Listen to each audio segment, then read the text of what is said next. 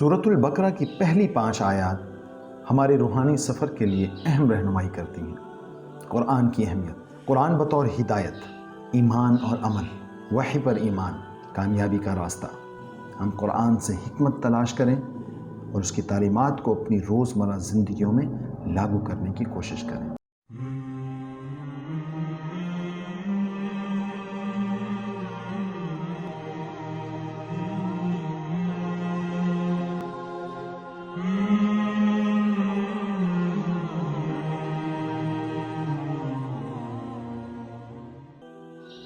سورۃ البقرہ کی پہلی 5 آیات ہمارے روحانی سفر کے لیے اہم رہنمائی کرتی ہیں۔ آئیے ان اہم پیغامات کو دریافت کرنے کی کوشش کرتے ہیں۔ قرآن کی اہمیت، ابتدائی آیت الف لام میم قرآن کی منفرد اور الہی نوعیت کی نشاندہی کرتی ہے۔ یہ ہمیں یاد دلاتی ہے کہ قرآن اللہ کی طرف سے ایک خاص کتاب ہے جو ہماری توجہ اور تعظیم کا مستحق ہے۔ قرآن بطور ہدایت، آیت 2 ہمیں یاد دلاتی ہے کہ قرآن ان لوگوں کے لیے رہنمائی کا ایک معتبر ذریعہ ہے جو اللہ کو یاد کرتے ہیں۔ یہ ہمیں اپنی زندگی میں سمت اور وضاحت کے لیے قرآن کی طرف رجوع کرنے کی ترغیب دیتی ہے۔ ایمان اور عمل، تیسری آیت ایمان اور عمل کے درمیان تعلق پر زور دیتی ہے۔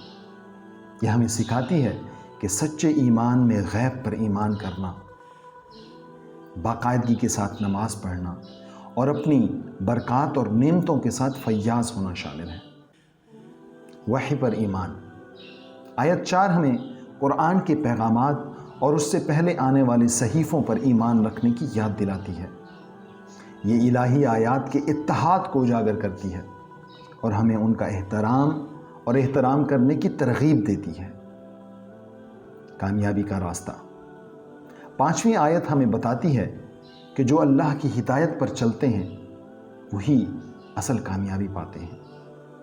یہ ہمیں یاد دلاتی ہے کہ کامیابی کی پیمائش صرف دنیاوی اچیومنٹ سے نہیں ہوتی بلکہ قرآن کی تعلیمات کے مطابق زندگی گزارنے سے ہوتی ہے۔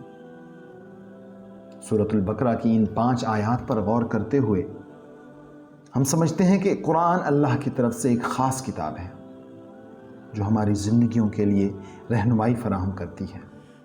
یہ ہمیں اپنے ایمان کو اعمال کے ساتھ جوڑنے، الہی آیات پر یقین کرنے اور اللہ کی ہدایت پر عمل کرتے ہوئے کامیابی کے لیے کوشش کرنے کا درس دیتی ہیں۔ ہم قرآن سے حکمت تلاش کریں اور اس کی تعلیمات کو اپنی روزمرہ زندگیوں میں لاگو کرنے کی کوشش کریں۔ آمین یا رب العالمین۔